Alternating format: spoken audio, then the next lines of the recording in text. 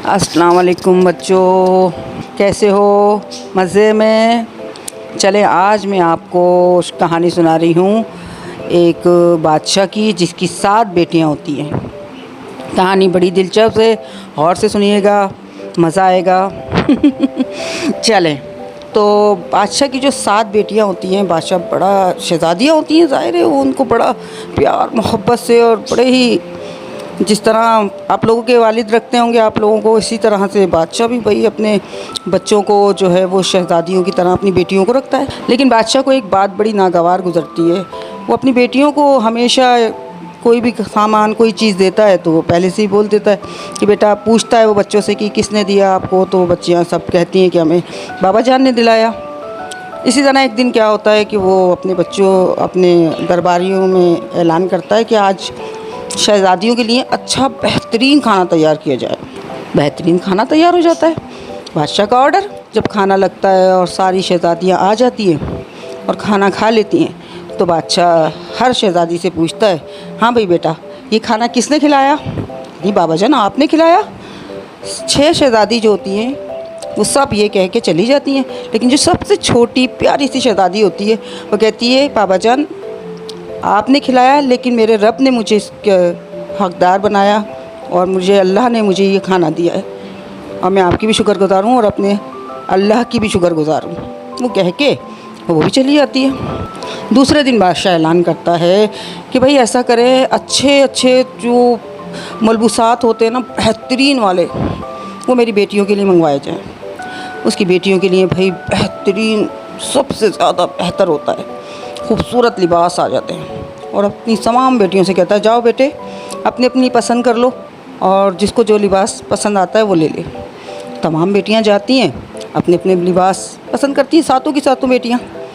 फिर वो अपनी बेटियों से पूछता है, 6 की 6 बेटियां वही जवाब देती हैं जो रोज़ देती हैं कि बाबा जान आपकी वजह से हम इतने अच्छे अच्छे लिबास पहनते हैं, आपने पहनाया है हमें, आपने खिलाया है। लेकिन छोटी बेटी कहती है, अल्लाह का शुक्र है, सबसे पहले मैं अल्लाह का शुक्र अदा करती हूँ कि अल्लाह ने मुझे ये लिबास दिया और आपको उसका ज़रिया बनाया। बादशाह कहता है ठीक है, खामोश हो जाता है।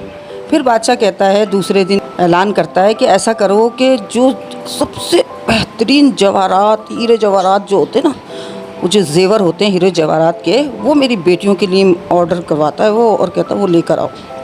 भाई बादशाह के ऑर्डर के ऊपर हीरे जवाहरात के जेवर आ जाते हैं फ़ौरन।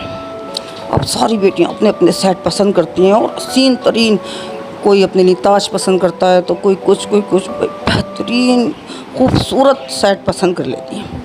फिर बादशाह पूछता है कि बेटा ये आप लोगों को किसने दिया? फिर 5-6 जो बेटियां उसकी होती हैं वही जवाब देती हैं, लेकिन सबसे छोटी बेटी ये कहती है, मैं अल्लाह की शुक्रगुज़ार हूँ और आपके ज़रिए से अल्लाह ताला ने मुझे ये ज़ेवरात पहनाए। बादशाह को बड़ा गुस्सा आता है। बादशाह भाई खामोश होकर उस वक़्त तो चला जाता है, कुछ नहीं कहता, ज़ाहिर है कि उसकी बेटी होती है। लेकिन खामोशी से अपने जल्लाद को बुलाता है और कहता है, जल्लाद मेरा एक काम करो, मेरी ये छोटी वाली बेटी है ना, इसको जंगल में ले जाके कत्ल कर दो और इस बात का सिर्फ तुम्हें और मुझे पता होना चाहिए और किसी को। खैर भाई वो जल्लाद जो है लेके चला जाता है, लेकिन बादशाह का दिल भी दुख रहा होता है। वो एक तरफ कह देता है कि इसको कत्ल कर दो, लेकिन कहता है कि अच्छा ऐसा करना, इसको जंगल में छोड़ देना। जल्लाद उसको लेके जाता है घने, पहले उसको बच्ची के पास जाता है और बच्ची से कहता है कि बेटा आज आप चलेंगी मेरे साथ घूमने? बेटी कहती है हाँ क्यों नहीं, कहाँ जाएंगे घूमने के लिए? तो कहता है आज हम जंगल में जाएंगे घूमने के लिए। बेटी भाई बड़ी खुश हो जाती है, शहज़ादी जो होती है ना वो बहुत खुश हो जाती है बच्चों, और वो कहती है हाँ हाँ मैं चलूँगी ज़रूर, क्यों नहीं, मुझे तो बहुत शौक़ है अल्लाह की कुदरत को देखने का और वहाँ तो बहुत नायाब चीज़ें होंगी, तो मैं ज़रूर चलूँगी। वो तैयार होती है फटाफट और जल्लाद के साथ चली जाती है। अब जल्लाद बिल्कुल बियाबान सुनसान जंगल में ले आता है और वहाँ लाके उसको कहता है, अरे भाई मैं एक चीज़ तो भूल गया। वो बच्ची बोलती है क्या? शहज़ादी बोलती है क्या चीज़ भूल गए? कहता मैं तुम्हारा खाना लाना तो भूल गया, अब मुझे थोड़ा सा टाइम दो, मैं अभी 1 मिनट में गया और बस मैं यूँ गया और यूँ आया, मैं तुम्हारे लिए खाना लेकर आता हूँ। शहज़ादी कहती है ठीक है भाई चले जाएँ, आप खाना ले आएँ, मैं इंतज़ार कर लेती हूँ आपका यहाँ पर।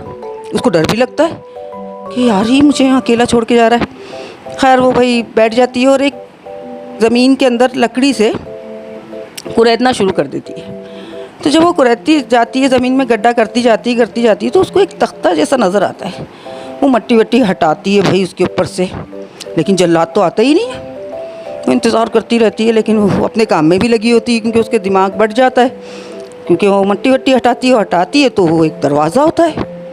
वो दरवाज़ा खोलती है ऊपर से तो नीचे एक सीढ़ियाँ जा रही होती हैं, तहखाना होता है। अब भाई शहज़ादी जो है ना सोचती है क्या करूं, जाती हूँ इसके अंदर। शहज़ादी जो भाई आहिस्ता आहिस्ता करके सीढ़ियाँ उतरती है। सीढ़ियाँ उतरने के साथ ही एक दरवाज़ा बंद पड़ा हुआ होता है। शहज़ादी भाई वो दरवाज़ा खोलती है, देखती क्या है, इतना खाना,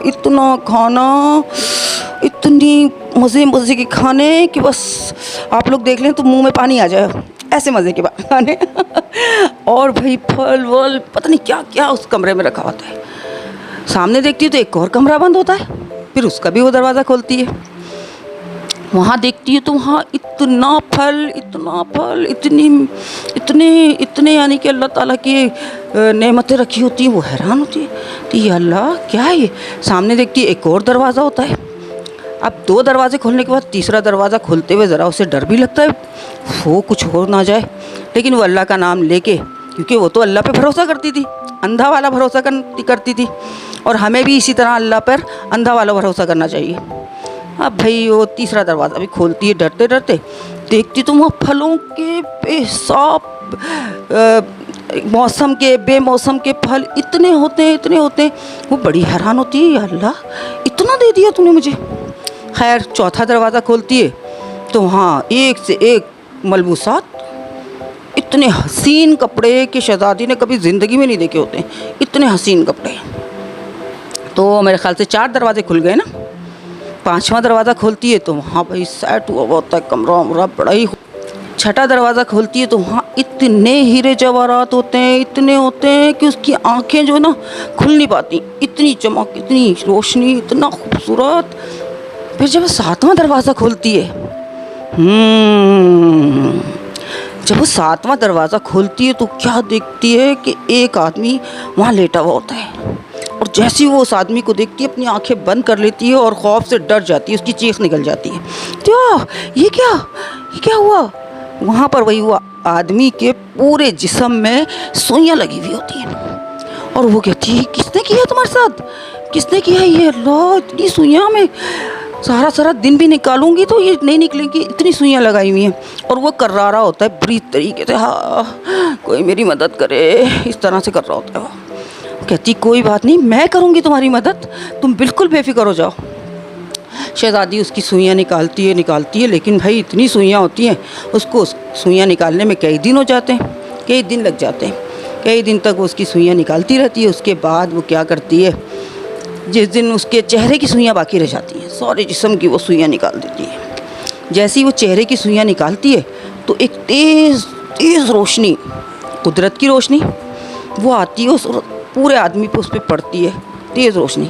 और वो आदमी एक खूबसूरत हसीन जमील, इतना खूबसूरत शहज़ादा बन जाता है कि शहज़ादी इसको देख के हैरान रह जाती है कि तुम कौन हो और यहाँ कैसे थे, मुझे सब बताओ, मुझे बहुत तकलीफ़ हो रही है, तुम कौन हो, क्या है, तुम मुझे जल्दी से बताओ। शहज़ादा कहता है सब्र करो, मैं भी बताता हूँ। देखो जब तुम आई तो तुमने देखा जिस तरह 7 कमरे थे और 6 कमरे के अंदर सब कुछ लवाजमात थे। अगर कोई ख़राब दिल का होता और वो लेता अपनी सामान और चला जाता, लेकिन तुम जो थी वो तुमने ऐसा नहीं किया और तुम आगे बढ़ती चली गई और तुम मुखलिस हो, तुम अल्लाह को मानने वाली हो, और इसलिए अल्लाह ताला ने तुम्हें मेरे तक भेजा। और मेरी ये सारी हालत एक जादूगर ने अपने जादू के ज़ोर से की हुई थी, लेकिन सब लालची आते थे यहाँ पर, कोई भी तुम्हारे जैसा मुखलिस नहीं आता था। शहज़ादी कहती है अच्छा वाकई। वो कहती है हाँ अच्छा। फिर वो शहज़ादा पूछता है ठीक है अब ये बताओ कि तुम कैसे यहाँ पहुँची। शहज़ादी अपनी सारी कहानी सुनाती है, भाई मुझे जल्लाद के साथ भेज दिया था मेरे वालिद ने और कहा था तुम सैर करके आओ जंगल की, तो वो तो गया अभी तक आया नहीं। तो शहज़ादा बोलता है अरे तुम घबरा क्यों रही हो, मैं हूँ ना। तो वो बोलता है कि मैं हूँ भाई, मैं अब अपने जो मेरे माँ बाप हैं, मेरे वालिदैन हैं, मुझे देख के बहुत खुश होंगे, वो ख़ुद बादशाह है। वो फ़ौरन निकलता है तहखाने से और अपने वालिद के पास जाता है। उसके वालिदा जब बादशाह और मलका आलिया जब अपने बेटे को सही सालिम देखते हैं तो बड़े खुश होते हैं, अपने बेटे को गले से लगा लेते हैं। वो सारा माजरा सुनाता है कि इस लड़की की वजह से मेरी जान बची है। वो कहते हैं बेटा आप कौन हो, फिर उसकी भी कहानी पूरी उनको पता चल जाती है जो मैं आपको पहले सुना चुकी हूँ, ठीक है ना, कि भाई वो शहज़ादी कैसे फंस गई। खैर भाई वो कहते हैं हम आपके वालिदैन को ढूंढें।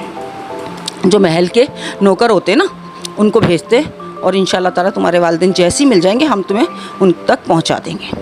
लेकिन भाई बड़ा ढूंढते हैं वो लोग, बहुत ढूंढते हैं और पता भी करते हैं कि भाई फ़लाँ जगह पे एक बादशाह हुकूमत करता था और कहाँ है वो बादशाह, लेकिन वो बादशाह का कहीं नहीं पता चलता। बड़े परेशान होते हैं। खैर भाई वो एक दिन क्या होता है कि जो शहज़ादे की माँ होती है वो शहज़ादी से कहती है कि बेटा अगर तुम बुरा ना मानो तो हम तुम इस जगह रहने को एक रिश्ता देना चाहते हैं, एक रिश्ते में बदलना चाहते हैं, जैसे कि तुम हमारी बहू बन जाओ और हम चाहते हैं कि तुम हमारे बेटे से शादी कर लो, हमारी फैमिली का एक हिस्सा बन जाओ।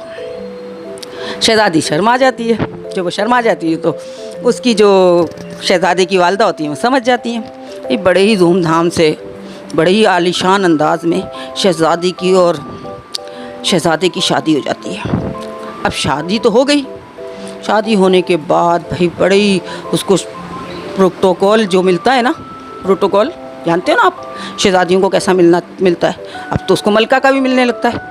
ओ भाई बड़े उसके नाज नखरे और बहुत ही उसकी आओ भगत कर रहे होते हैं सब लोग। एक दिन शहज़ादी हुक्म देती है कि मेरी बग्घी तैयार करो।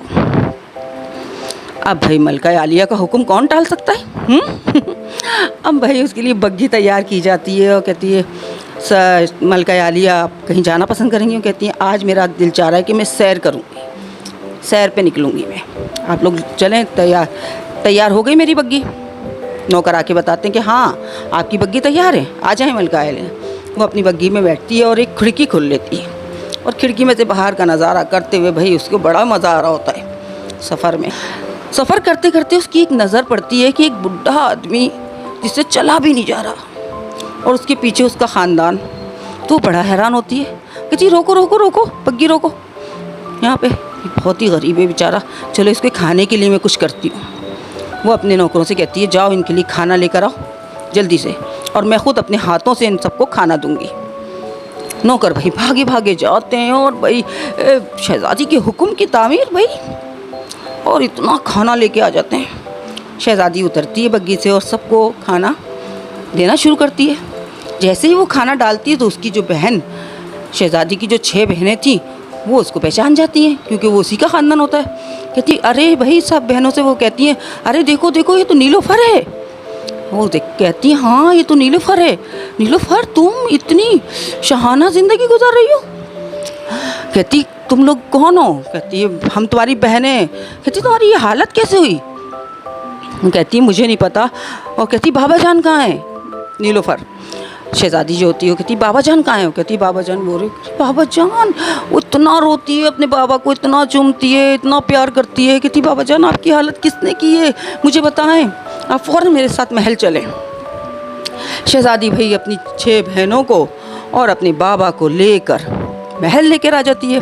वहाँ उनको अच्छी तरीके से साफ़ वाफ करवा के नहला वला के उनके अच्छे कपड़े मलबूसात ज़ेब तन करके उनको हॉल में बुलाया जाता है और पूछा जाता है उसके बाप से कि आखिर ये हालत करने वाला कौन है आपकी और आप मुझे बताएं किसने ये हालत की।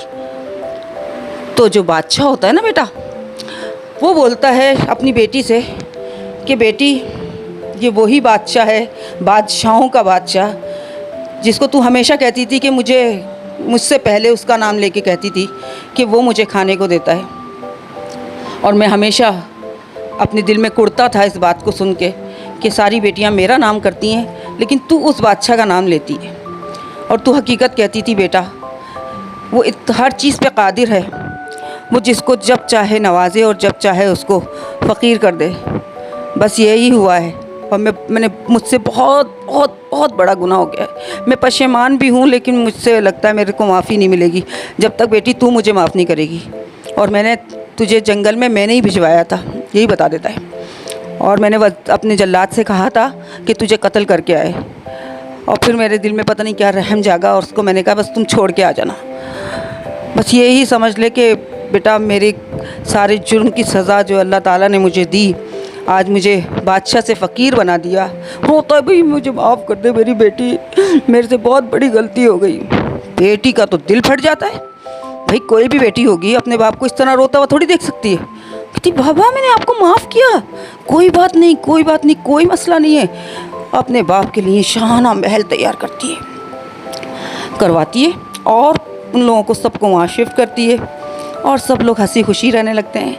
देखा बच्चों, अच्छाई का अंजाम हमेशा अच्छा ही होता है, और अल्लाह का शुक्र करना हम सबको अपनी किताब में लिख लेना चाहिए, क्योंकि हमें हर वक्त उसकी शुक्रगुजार रहना चाहिए। आपको पता है हमारे कलाम पाक में सबसे पहली दुआ कौन सी दुआ है? अल्हम्दुलिल्लाह। अल्हम्दुलिल्लाह से अल्लाह ताला ने शुरू किया है। तो हम लोगों की समझ में क्यों नहीं आता कि हम ज़्यादा से ज़्यादा अल्लाह का शुक्र अदा करें, ज़्यादा से ज़्यादा उसकी नेमतें हासिल करें। आज की कहानी मेरी कैसी लगी? अच्छी लगी है तो सब्सक्राइब कीजिएगा, कमेंट्स कीजिएगा और लाइक करें मेरे चैनल को।